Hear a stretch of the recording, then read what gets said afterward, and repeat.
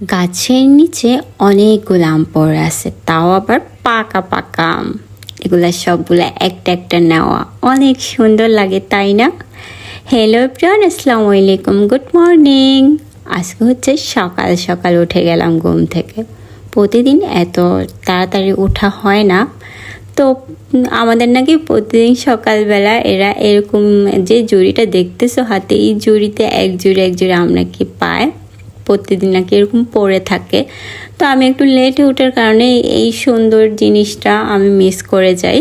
আজকে হচ্ছে একটু তাড়াতাড়ি উঠছি, তো ওঠার পরে আমি যখন এই যে পাশ দিয়ে হেঁটে যাচ্ছিলাম, হঠাৎ করে চোখ পড়লো, দেখতেছি অনেকগুলো আম পড়ে আছে।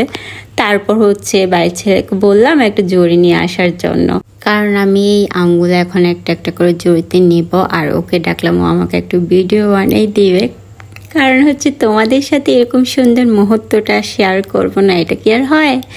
তাই ও হচ্ছে যতটুকু পারছে আমাকে ভিডিওটা বানিয়ে দেওয়ার চেষ্টা করছে। ছোট মানুষ, তাই সুন্দর করে ভিডিওটা তৈরি করতে পারে নাই, যতটুকু পারছে আলহামদুলিল্লাহ ভালোই।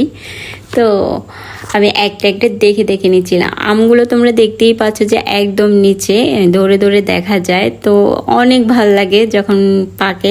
আমি ধরার সাথে সাথে দুটো হচ্ছে আমার হাতে একদম অটোমেটিক চলে আসতেছিল।